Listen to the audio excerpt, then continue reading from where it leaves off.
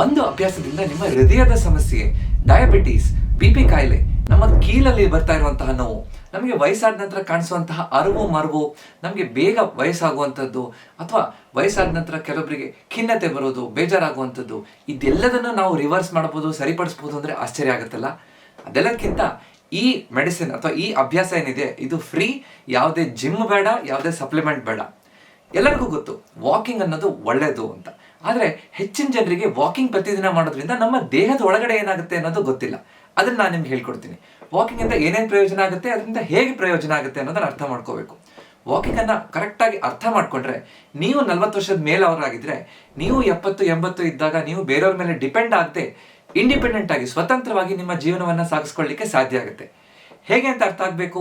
ನಾವು ಬೇಗ ವಯಸ್ಸಾಗದೇ ಇರೋ ರೀತಿಯಲ್ಲಿ ಕರೆಕ್ಟಾಗಿ ಸರಿಯಾಗಿ ನಮ್ಮ ದೇಹವನ್ನು ಆರೋಗ್ಯವಾಗಿ ಇಟ್ಕೋಬೇಕು ಅಂದರೆ ಈ ವಿಡಿಯೋನ ಕೊನೆ ತನಕ ನೋಡಿ. ನಮಸ್ಕಾರ, ನಾನು ನಿಮ್ಮ orthopaedic surgeon doctor Kishan Bhagwat.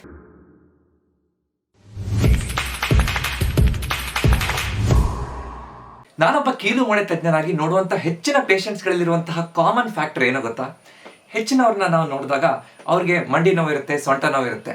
ಕರೆಕ್ಟಾಗಿ ಅವ್ರ ಹಿಂದೆ ನಾವು ಕರೆಕ್ಟಾಗಿ ಅವಲೋಕನ ಮಾಡಿ ನೋಡಿದಾಗ ಅವ್ರಿಗೆ ಡಯಾಬಿಟಿಸ್ ಇರ್ಬೋದು, ಬಿ ಕಾಯಿಲೆ ಇರ್ಬೋದು, ಸ್ವಲ್ಪ ದೇಹದಲ್ಲಿ ತೂಕ ಹೆಚ್ಚಾಗಿರುತ್ತೆ, ನನಗೆ ನಡೆಯೋಕ್ಕೆ ಕಷ್ಟ ಆಗುತ್ತೆ ಡಾಕ್ಟ್ರಿ ಅಂತ ಹೇಳ್ತಿರ್ತಾರೆ. ಬೆಳಗ್ಗೆಯಿಂದ ಸಂಜೆ ತನಕ ಯಾವಾಗೂ ಮೈಕೈ ನೋವು, ಸುಸ್ತು, ನನಗೆ ಮುಂಚಿನ ಇಂಟ್ರೆಸ್ಟೇ ಇಲ್ಲ ಅಂತ ಹೇಳ್ತಿರ್ತಾರೆ.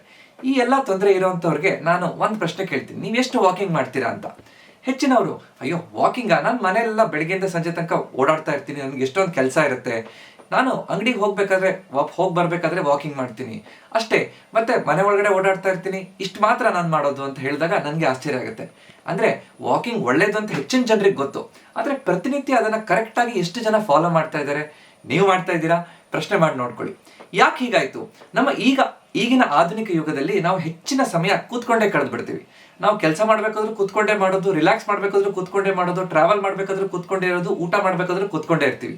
ಅವಾಗ ನಮ್ಮ ದೇಹದಲ್ಲಿ ಆಕ್ಚುಲಿ ನಮ್ಮ ದೇಹ ಆಗಿರೋದು ವಾಕಿಂಗ್ ಮಾಡೋದಕ್ಕೆ, ಅಂದರೆ ನಡೆಯೋದಕ್ಕೆ. ನಾವು 2 ಕಾಲ ಮೇಲೆ ಓಡಾಡಿಕೊಂಡು ನಮ್ಮ ಪೂರ್ವಜರೆಲ್ಲ ಇದ್ರು. ಆದರೆ ಈಗಿನ ಈ ಆಧುನಿಕ ಶೈಲಿಯಿಂದ, ಈ ಆಧುನಿಕ ಜೀವನ ಶೈಲಿಯಿಂದ ನಮ್ಮ ದೇಹದಲ್ಲಿ ಹಲವಾರು ಆರೋಗ್ಯದ ಸಮಸ್ಯೆ, ತೊಂದರೆಗಳು, ಕಾಯಿಲೆಗಳು ಬರ್ತಾ ಇದೆ. ಇದಾಗಬಾರ್ದು. ಕರೆಕ್ಟಾಗಿ ವಾಕಿಂಗ್ ಮಾಡಬೇಕು. ವಾಕಿಂಗಿಂದ ಏನೇನು ಬೆನಿಫಿಟ್ ಆಗುತ್ತೆ ಸರಿಯಾಗಿ ಅರ್ಥ ಮಾಡ್ಕೊತಾ ಹೋಗೋಣ. ನಾನೊಬ್ಬ ಕೀಲು ಮೂಳೆ ತಜ್ಞನಾಗಿ ನಾನು ಮೂಳೆ ಆಪರೇಷನ್ನ ಮಾಡ್ತೀನಿ, ಮಂಡಿ ಕೀಲು ಮರುಜೋಡಣೆ ಶಸ್ತ್ರಚಿಕಿತ್ಸೆಯನ್ನು ಮಾಡ್ತೀನಿ. ಆದರೆ ನನ್ನ ಗುರಿ 60-70 ವರ್ಷ ಆದಾಗ ನೀವು ಇಂಡಿಪೆಂಡೆಂಟ್ ಆಗಿರಬೇಕು. ಈ ತೊಂದರೆ ಹೆಚ್ಚಿನ ಜನರಿಗೆ ಬರಬಾರ್ದು. ಆವಾಗ ಹೇಗೆ ಕರೆಕ್ಟಾಗಿ ನಮ್ಮ ಆರೋಗ್ಯ ಸುಧಾರಿಸುತ್ತೆ? ನಮಗೆ ಆಶ್ಚರ್ಯ ಆಗುತ್ತೆ. ಯಾಕೆ ಅಂತ ನೋಡೋಣ. ವಾಕಿಂಗ್ನಿಂದ ಆಗುವಂತಹ 6 ಮುಖ್ಯವಾದಂತಹ ಬೆನಿಫಿಟ್ಸ್, ನಮಗೆ ಆಗುವಂಥ ಉಪಯೋಗ, ನಮ್ಮ ದೇಹದಲ್ಲಿ ಏನೇನು ಬದಲಾವಣೆ ಆಗುತ್ತೆ ಕರೆಕ್ಟ್ ಅರ್ಥ ಮಾಡ್ಕೊತಾ ಹೋಗೋಣ. ಮೊದಲನೇದು, ನಮ್ಮ ಹೃದಯಕ್ಕೆ ಅನುಕೂಲ ಆಗ್ತಾ ಹೋಗುತ್ತೆ. ಹೃದಯದ ಆರೋಗ್ಯ ಚೆನ್ನಾಗಿರ್ತಾ ಹೋಗುತ್ತೆ. ಹೃದಯ ಅನ್ನೋದು ಒಂದು ಮಾಂಸಖಂಡ, ಮಸಲ್. ನಮಗೆ ಆಶ್ಚರ್ಯ ಆಗುತ್ತೆ, ನಾವೆಲ್ಲ ಮಾಂಸಖಂಡ ಈ ಕೈ ಕಾಲ್ಗಳಲ್ಲಿ ಇರುತ್ತೆ ಅಂತ ಅನ್ಕೊಂಡಿದ್ವಿ. ಆದರೆ ಹೃದಯನೂ ಒಂದು ಮಸಲ್, ಅದೊಂದು ಪಂಪ್ ಇದ್ದಾಗೆ. ಹೃದಯದಿಂದ ನಮ್ಮ ಇಡೀ ದೇಹಕ್ಕೆ ಎಲ್ಲ ಕಡೆ ರಕ್ತ ಸಂಚಾರ ಸರಿಯಾಗಿರ್ಲಿಕ್ಕೆ ಹೃದಯ ನಮಗೆ ಕಾಪಾಡ್ಕೊಳ್ಳುತ್ತೆ. ಹೃದಯ ಕೆಲಸ ಮಾಡ್ತಾ ಇದ್ರೆ ನಮ್ಮ ಜೀವ ಇರುತ್ತೆ. ಸೊ ಅದು ಸರಿಯಾಗಿ ಇಟ್ಕೋಬೇಕು ಅನ್ನೋದು ನಮ್ಮ ಕರ್ತವ್ಯ. ಹೃದಯವನ್ನ ಕರೆಕ್ಟಾಗಿ ಸರಿಯಾಗಿ ಇಟ್ಕೋಬೇಕು ಅಂತಂದ್ರೆ ವಾಕಿಂಗ್ ಅತ್ಯುತ್ತಮ ವ್ಯಾಯಾಮ. ವಾಕಿಂಗ್ ಮಾಡೋದ್ರಿಂದ ನಮ್ಮ ಹೃದಯಕ್ಕೆ ಎಕ್ಸಸೈಸ್ ಆಗುತ್ತೆ. ಕರೆಕ್ಟಾಗಿ ಅದು ಸರಿಯಾಗಿ ಪಂಪ್ ಮಾಡ್ತಾ ಇರುತ್ತೆ. ಒಂದು ಪಂಪ್ ಅಂದರೆ ನಾವು ಕರೆಕ್ಟಾಗಿ ಯಾವಾಗಲೂ ಪಂಪನ್ನು ಕರೆಕ್ಟಾಗಿ ವರ್ಕ್ ಮಾಡ್ತಾ ಇದ್ರೆ ಪಂಪ್ ಒಳ್ಳೆ ಕಂಡೀಷನಲ್ಲಿ ಇರುತ್ತೆ. ಅದಕ್ಕೋಸ್ಕರ ನಮ್ಮ ದೇಹದ ಎಲ್ಲ ಅಂಗಾಂಗಗಳಿಗೆ ಕರೆಕ್ಟಾಗಿ ರಕ್ತ ಸಂಚಾರ ಆಗ್ತಾ ಇದ್ದಾಗ ನಮ್ಮ ಆರೋಗ್ಯ ಚೆನ್ನಾಗಿರುತ್ತೆ. ಅದಕ್ಕೆ ನಮ್ಮ ಹೃದಯವನ್ನು ಕರೆಕ್ಟಾಗಿ ಕಾಪಾಡ್ಕೊಳ್ಳಿಕ್ಕೆ ವಾಕಿಂಗ್ ಪ್ರತಿನಿತ್ಯ ಬೇಕು. ವಿಶ್ವ ಆರೋಗ್ಯ ಸಂಸ್ಥೆ ಈ ಹೃದಯವನ್ನ ಚೆನ್ನಾಗಿಟ್ಕೊಳ್ಳೋಕ್ಕೆ 7 ದಿನದಲ್ಲಿ, ಅಂದರೆ ವಾರದ 7 ದಿನದಲ್ಲಿ 5 ದಿನ ಆದರೂ, ಅರ್ಧ ಗಂಟೆ ಆದರೂ ಪ್ರತಿಯೊಬ್ಬ ವ್ಯಕ್ತಿಯು ವಾಕಿಂಗ್ ಮಾಡಲೇಬೇಕು ಅನ್ನುವಂಥ ಗೈಡ್ಲೈನ್ ಅನ್ನು ಹೇಳಿದ್ದೀವಿ. ಆದರೆ ನಾವು ಎಷ್ಟು ದಿನ ಮಾಡ್ತಾ ಇದ್ದೀವಿ? ನಮಗೆ ಎಷ್ಟು ಜನರಿಗೆ ಆಗುತ್ತೋ ಅಷ್ಟು ಜನ ನಾವು ಒಂದು ಗುರಿ ಇಟ್ಕೊಂಡು 6,000, 7,000 ಅಥವಾ 8,000 ಅಥವಾ 10,000 ಹೆಜ್ಜೆ ತನಕ ಕರೆಕ್ಟಾಗಿ ಮಾಡ್ತಾ ಇದ್ದೀವಾ? ನಾವು ಕರೆಕ್ಟ್ ಮಾಡಿ ನೋಡ್ಕೊಂಡು ಅದನ್ನು ಅಭ್ಯಾಸ, ಒಂದು ಹ್ಯಾಬಿಟ್ ಆಗಿ ಮಾಡ್ಕೊಳ್ಳೋದ್ರಿಂದ ನಮ್ಮ ಹೃದಯ ನಮಗೆ ಥ್ಯಾಂಕ್ಸ್ ಹೇಳುತ್ತೆ. ಎರಡನೇ ಮುಖ್ಯವಾದಂತಹ ಬೆನಿಫಿಟ್ ಅಥವಾ ಬದಲಾವಣೆ ಏನಾಗುತ್ತೆ? ನಮ್ಮ ದೇಹದಲ್ಲಿ ಬ್ಲಡ್ ಶುಗರ್ ಲೆವೆಲ್ ಸ್ಟೆಬಿಲೈಸ್ ಆಗುತ್ತೆ. ಈಗಿನ ಕಾಲದಲ್ಲಿ ಡಯಾಬಿಟೀಸ್ ತುಂಬ ಹೆಚ್ಚಿನ ಜನರಲ್ಲಿ ಕಾಣಿಸ್ಕೊತಾ ಇದೆ. ಡಯಾಬಿಟೀಸ್ ಅನ್ನ ಕರೆಕ್ಟಾಗಿ ಕಂಟ್ರೋಲ್ ಮಾಡಲಿಕ್ಕೆ ಇರುವಂತಹ ದಿವ್ಯ ಔಷಧಿ ಈ ವಾಕಿಂಗ್. ಹೇಗೆ ಅಂತ ಸಿಂಪಲ್ ಒಂದು ಎಕ್ಸಾಂಪಲ್ ಇಂದ ನಾವು ಅರ್ಥ ಮಾಡ್ಕೊಳ್ಳೋಣ. ನಾವು ಟ್ರಾಫಿಕ್ ಜಾಮ್ ಅನ್ನ ನೋಡಿದೀವಿ. ಒಂದು ರೋಡಲ್ಲಿ ತುಂಬಾ ಟ್ರಾಫಿಕ್ ಜಾಮ್ ಇದ್ದಾಗ ನಮಗೆ ಅಕ್ಕಪಕ್ಕದಲ್ಲಿ ಹೆಚ್ಚು ರೋಡ್ಗಳು ಇದ್ದಿದ್ರೆ, ಆ ಟ್ರಾಫಿಕ್ ಬೇಗ ಡೈವರ್ಟ್ ಆಗಿದ್ದಿದ್ರೆ ಬೇಗ ಟ್ರಾಫಿಕ್ ಜಾಮ್ ಕ್ಲಿಯರ್ ಆಗುತ್ತೆ ಅಂತ. ಅದೇ ರೀತಿ ನಮ್ಮ ಆಹಾರದಲ್ಲಿ ನಾವು ತಗೊಂಡಿರುವಂತಹ ಎಷ್ಟೊಂದು ಆಹಾರ ಕೊನೆಗೆ ಸಕ್ಕರೆಯಾಗಿ ಮಾರ್ಪಾಡಾಗುತ್ತೆ. ಆ ಸಕ್ಕರೆ ನಮ್ಮ ದೇಹದಲ್ಲಿ ಒಂದು ಟ್ರಾಫಿಕ್ ಜಾಮ್ ರೀತಿಯಲ್ಲಿ ಒಂದ್ ಕಡೆ ಇರುತ್ತೆ. ಅದನ್ನ ಸರಿಯಾಗಿ ಬೇಗ ನಾವು ಕರೆಕ್ಟ್ ಆಗಿ ಅದನ್ನ ಡೈವರ್ಟ್ ಮಾಡಲಿಲ್ಲ ಅಂದ್ರೆ ಅದು ಬೊಜ್ಜಾಗಿ ಕನ್ವರ್ಟ್ ಆಗುತ್ತೆ, ನಮ್ಮ ದೇಹದ ತೂಕ ಹೆಚ್ಚಾಗ್ತಾ ಹೋಗುತ್ತೆ.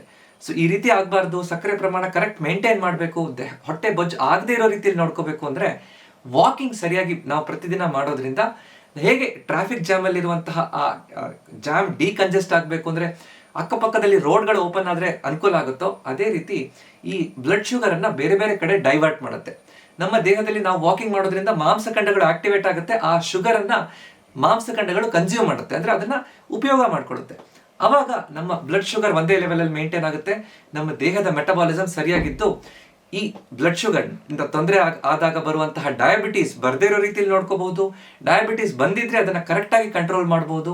ಹೆಚ್ಚು ಕಾಂಪ್ಲಿಕೇಶನ್ ಆಗದೆ ಇರೋ ರೀತಿಯಲ್ಲಿ ನಮ್ಮ ಡಯಾಬಿಟೀಸ್ ಇದ್ರೂ ಕೂಡ, ಸಕ್ಕರೆ ಕಾಯಿಲೆ ಇದ್ರೂ ಕೂಡ ಜೀವನವನ್ನ ಸಾಗಿಸ್ಲಿಕ್ಕೆ ಅನುಕೂಲ ಆಗುತ್ತೆ. ಇದು ಎರಡನೇ ದೊಡ್ಡ ನಮ್ಗೆ ಆಗ್ತಾ ಇರುವಂತಹ ಉಪಯೋಗ ವಾಕಿಂಗ್ ಇಂದ. ಮೂರನೇದು ನಮ್ಮ ಕೀಲ್ಗಳಲ್ಲಿ ಆಗುವಂತಹ ಬದಲಾವಣೆ. ನಾನೊಬ್ಬ ಮೂಳೆ ತಜ್ಞನಾಗಿ ಮಂಡಿ ನೋವು ಎಲ್ಲ ದೇಹದಲ್ಲಿ ಇರುವಂತಹ ಕೀಲ್ಗಳಿರುವಂತಹ ನೋವನ್ನ ನೋಡ್ತಾ ಇರ್ತೀನಿ. ಹೆಚ್ಚಿನದು ಇದು ಆಗುವಂತದ್ದು ನಾವು ಮೂವ್ಮೆಂಟ್ ಕಡಿಮೆ ಮಾಡೋದ್ರಿಂದ, ಕೂತ್ಕೊಂಡೇ ಇದ್ಬಿಡ್ತೀವಿ ನಾನು ಈಗಾಗಲೇ ಹೇಳ್ದಾಗೆ. ಸೊ ವಾಕಿಂಗ್ ಮಾಡೋದ್ರಿಂದ ನಮ್ಮ ಮಂಡಿ ನೋವು, ಸೊಂಟ ನೋವು ಕಡಿಮೆ ಆಗುತ್ತೆ. ಹೇಗೆ ಡಾಕ್ಟ್ರೇ? ನಮ್ಮ ಕೀಲು ಅನ್ನುವಂಥದ್ದು 2 ಮೂಳೆಗಳಿಂದ ಸೇರಿರುವಂತಹದ್ದು. ಅದ್ರ ಒಳಗಡೆ ಆ ಜಾಯಿಂಟ್ ಅಲ್ಲಿ ಒಳಗಡೆ ಸೈನೋವಿಯಲ್ ಫ್ಲೂಯಿಡ್ ಅಂತ ಇರುತ್ತೆ. ಫ್ಲೂಯಿಡ್ ಕರೆಕ್ಟ್ ಆಗಿ ಮೂವ್ಮೆಂಟ್ ಆಗ್ತಾ ಇದ್ರೆ ಆ ಮೂಳೆ ತುದಿಯಲ್ಲಿ ಇರುವಂತಹ ಕಾರ್ಟಿಲೇಜ್, ಮೃದು ಎಲುಬು ಏನಿರುತ್ತೋ ಅದಕ್ಕೆ ಪೋಷಕಾಂಶಗಳು ಸರಿಯಾಗಿ ಹೋಗುತ್ತೆ. ಒಂದು ಸ್ಪಂಜ್ ಹೇಗೆ ನಾವು ಕರೆಕ್ಟ್ ಆಗಿ ಒಳಗಡೆ ಸ್ಕ್ವೀಸ್ ಮಾಡಿದಾಗ ಅದು ನೀರನ್ನ ಕರೆಕ್ಟ್ ಆಗಿ ಹೀರ್ಕೊಡುತ್ತೋ, ಅದೇ ರೀತಿ ನಮ್ಮ ಕಾರ್ಟಿಲೇಜ್ ಅನ್ನುವಂಥದ್ದು ಈ ಸೈನೋವಿಯಲ್ ಫ್ಲೂಯಿಡ್ ಕರೆಕ್ಟ್ ಆಗಿ ಮೂವ್ಮೆಂಟ್ ಆದಾಗ ಒಳ್ಳೆಯ ಪೋಷಕಾಂಶಗಳನ್ನ ಕೀಲು ತಗೊಳುತ್ತೆ. ಹಾಗಿದ್ದಾಗ ನಮಗೆ ಮಂಡಿ ಸವಕಳಿ ಬರೋದು, ಮಂಡಿ ನೋವು ಬರೋದು, ಮುಂದೆ ತೊಂದರೆ ಆಗುವಂಥದ್ದು, ಬೆನ್ನು ಸೊಂಟ ನೋವು ಆಗೋದು, ಇದೆಲ್ಲದೂ ಕಡಿಮೆ ಆಗ್ಲಿಕ್ಕೆ ಅನುಕೂಲ ಆಗುತ್ತೆ. ಸೊ ವಯಸ್ಸಾದ ನಂತರ ಬರುವಂತಹ ಮಂಡಿ ನೋವು ನಾವು ಆರಾಮಾಗಿ ಇಂಡಿಪೆಂಡೆಂಟ್ ಆಗಿ ಕೀಲ್ ನೋವು ಇಲ್ಲದೆ ಇರಬೇಕು ಅಂತಂದ್ರೆ ಪ್ರತಿನಿತ್ಯ ವಾಕಿಂಗ್ ಮಾಡೋದ್ರಿಂದ ನಮ್ಗೆ ಅನುಕೂಲ ಆಗುತ್ತೆ.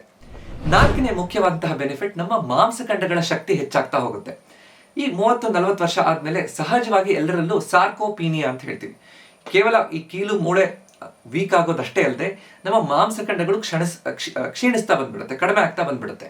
ಸೊ ಅದಕ್ಕೋಸ್ಕರ ನಮ್ಮ ಮಾಂಸಖಂಡಗಳನ್ನ ಹೇಗೆ ಗಟ್ಟಿಯಾಗಿ ಇಟ್ಕೋತೀವೋ ಅದರ ಮೇಲೆ ನಮ್ಮ ಆಯುಷ್ಯ ಎಷ್ಟಿರುತ್ತೆ ಅನ್ನೋದು ಡಿಪೆಂಡ್ ಆಗುತ್ತೆ ಅಂತ ಹೇಳ್ತಾರೆ. ಅಂದ್ರೆ ನಾವು ವಾಕಿಂಗ್ ಮಾಡೋದ್ರಿಂದ ಮುಖ್ಯವಾಗಿ ನಮ್ಮ ದೇಹದ ಕೋರ್ ಮಸಲ್ಸ್ ಮತ್ತು ಮುಖ್ಯವಾಗಿ ನಮ್ಮ ಕಾಲಿನ ಮಾಂಸಖಂಡಗಳು, ತೊಡೆ, ನಮ್ಮ ಕಾಲು, ಮೀನ್ಖಂಡದ ಮಾಂಸಖಂಡ, ಪೃಷ್ಠಭಾಗದ ಮಾಂಸಖಂಡಗಳನ್ನ ಆಕ್ಟಿವ್ ಆಗಿ ಇಟ್ಕೊಂಡು ಗಟ್ಟಿಯಾಗಿ ಇಟ್ಕೊಳ್ಳಿಕ್ಕೆ ಅನುಕೂಲ ಆಗುತ್ತೆ.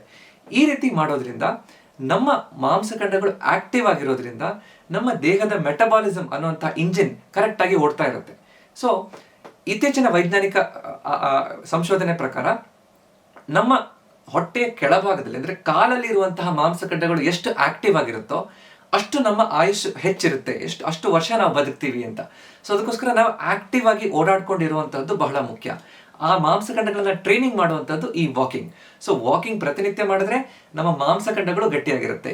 ಸೊ ಇದು 4ನೇ ಮುಖ್ಯವಾದಂತಹ ಬೆನಿಫಿಟ್. 5ನೇ ಬದಲಾವಣೆ ಅಥವಾ ನಮಗೆ ಆಗುವಂತಹ ಬೆನಿಫಿಟ್, ನಮ್ಮ ಮೆದುಳಲ್ಲಿ ನಮ್ಮ ಮೂಡು ಮತ್ತೆ ನಮ್ಮ ಮೆಮರಿ ಅಂದ್ರೆ ನಮ್ಮ ನೆನಪಿನ ಶಕ್ತಿ ಚೆನ್ನಾಗಿ ಇಟ್ಕೊಳ್ಳಿಕ್ಕೆ ವಾಕಿಂಗ್ ಸಹಾಯ ಮಾಡುತ್ತೆ. ಮೂಡ ಹೇಗಿರುತ್ತೆ? ನಾವು ಈಗಿನ ಕಾಲದಲ್ಲಿ ಬೆಳಿಗ್ಗೆ ಎದ್ದ ತಕ್ಷಣ ನಾವು ಮೊಬೈಲ್ ಫೋನನ್ನು ನೋಡ್ತೀವಿ, ವಾಟ್ಸ್ಆ್ಯಪ್, ಇನ್ಸ್ಟಾಗ್ರಾಮ್, ಯೂಟ್ಯೂಬಲ್ಲಿ ನೋಡ್ಕೊಂಡು ಎಲ್ಲೆಲ್ಲೋ ಏನೇನೋ ಆಗಿರೋದ್ರ ಮೇಲೆ ನಾವು ನಮ್ಮ ತಲೆ ಕೆಡಿಸ್ಕೊತಾ ಇರ್ತೀವಿ. ಸೊ ಅದರಿಂದ ನಮ್ಮ ಇಡೀ ದಿನ ಹಾಳಾಗಿ ಹೋಗುತ್ತೆ ಅಥವಾ ನಮ್ಮ ಮೂಡ್ ಚೆನ್ನಾಗಿರಲ್ಲ ಅಂತ ಹೇಳ್ತೀವಿ. ಸೊ ಬೆಳಗ್ಗೆ ಎದ್ದ ತಕ್ಷಣ ಒಂದು ಅರ್ಧ ಗಂಟೆ ಪ್ರಕೃತಿಯಲ್ಲಿ ಹೋಗಿ ವಾಕಿಂಗ್ ಮಾಡೋದ್ರಿಂದ ನಮ್ಮ ಮೆದುಳಲ್ಲಿ ಎಂಡಾರ್ಫಿನ್ಸ್ ಅಂದ್ರೆ ಫೀಲ್ ಗುಡ್ ಹಾರ್ಮೋನ್, ನಮಗೆ ಖುಷಿಯಾಗುವಂತಹ ಹಾರ್ಮೋನ್ಗಳು ರಿಲೀಸ್ ಆಗುತ್ತೆ. ಅದರ ಜೊತೆಗೆ ನಮ್ಮ ನೆನಪಿನ ಶಕ್ತಿ ಹೆಚ್ಚು ಮಾಡ್ಕೊಳ್ಳಿಕ್ಕೆ ಈ ವಾಕಿಂಗ್ ಬಹಳ ಉತ್ತೇಜಕ ಅಂತ ಹೇಳ್ತೀವಿ. ನಮ್ಮ ದೇಹದಲ್ಲಿ ಕೆಲವೊಂದಿಷ್ಟು ಆ ಮೆದುಳಲ್ಲಿ ಕೆಮಿಕಲ್ಸ್ಗಳು ಕರೆಕ್ಟಾಗಿ ರೀವೈರ್ ಆಗಕ್ಕೆ, ಸರಿಯಾದ ರೀತಿಯಲ್ಲಿ ಒಳ್ಳೆಯ ಹಾರ್ಮೋನ್ಗಳು ಉತ್ಪತ್ತಿ ಆಗಕ್ಕೆ ವಾಕಿಂಗ್ ಅನುಕೂಲ ಮಾಡುತ್ತೆ. ಸೊ ಅದಕ್ಕೋಸ್ಕರ ಯಾರು ಪ್ರತಿದಿನ ವಾಕಿಂಗ್ ಮಾಡ್ತಾರೋ ಅವರು ಸ್ವಲ್ಪ ಖುಷಿಯಾಗಿರೋದನ್ನ ನೀವು ಗಮನಿಸಿರ್ಬೋದು. ಅವರಲ್ಲಿ ಈ ಖಿನ್ನತೆ ಅನ್ನುವಂತಹ ಡಿಪ್ರೆಷನ್, ಈಗಿನ ಪ್ರಪಂಚದಲ್ಲಿ ಎಲ್ಲಿ ನೋಡಿದ್ರು ನನಗೆ ಅದಿಲ್ಲ ಇದಿಲ್ಲ ಅನ್ನುವಂತಹ ಒಂದು ರೀತಿ ತಳಮಳ, ಒಂಥರ ಕಳವಳ ಯಾವಾಗೂ ಇರುತ್ತೆ. ಆ ರೀತಿ ಆ ಮೆಂಟಲ್ ಸ್ಟೇಟಿಂದ ನಾವು ಹೊರಗಡೆ ಬಂದು ಖುಷಿಯಾಗಿರುವಂತಹದ್ದು ನಮ್ಮ ಜೀವನದ ಮುಖ್ಯವಾದಂತಹ ಉದ್ದೇಶ. ಅದನ್ನ ಈ ವಾಕಿಂಗ್ ತಂದ್ಕೊಳ್ಳಿಕ್ಕೆ ಸಾಧ್ಯ ಆಗುತ್ತೆ. ಸೊ ಪ್ರತಿದಿನ ಅರ್ಧ ಗಂಟೆ, ಬೆಳಗ್ಗೆ ಆದ್ರೆ ಬೆಳಗ್ಗೆ ಅಥವಾ ಸಂಜೆ ಆದ್ರೆ ಸಂಜೆ, ಖುಷಿಯಿಂದ ನಾವು ಹೋಗಿ ಕರೆಕ್ಟಾಗಿ ಒಂದು ಹ್ಯಾಬಿಟ್ ಆಗಿ ಪ್ರತಿನಿತ್ಯ ಮಾಡೋದ್ರಿಂದ ನಮ್ಮ ಮೆದುಳು ರೀವೈರ್ ಆಗುತ್ತೆ. ಅದರಲ್ಲಿ ಈ ವಯಸ್ಸಾದ ನಂತರ ಬರುವಂತಹ ಆಲ್ಝೀಮರ್ಸ್ ಕಾಯಿಲೆ ಅಥವಾ ನೆನಪಿನ ಶಕ್ತಿ ಹೋಗುವಂಥದ್ದು, ಮರವು ಬರುವಂಥದ್ದು, ಡಿಮೆನ್ಷಿಯಾ ಅನ್ನುವಂಥದ್ದು ಕಡಿಮೆ ಆಗುತ್ತೆ. ಮತ್ತು ಈ ಡಿಪ್ರೆಷನ್, ಮಾನಸಿಕ ತೊಂದರೆಗಳು ಏನು ಹೆಚ್ಚಿನ ಜನರಿಗೆ ಕಾಣಿಸ್ಕೊತಾ ಇದೆಯೋ, ಸಿಟ್ಟು ಬರೋದು, ಬೇಜಾರಾಗೋದು, ಇವೆಲ್ಲವೂ ಕಡಿಮೆ ಆಗಲಿಕ್ಕೆ ಅನುಕೂಲ ಆಗುತ್ತೆ. ಇದು ಬಹಳ ಮುಖ್ಯವಾದಂಥದ್ದು.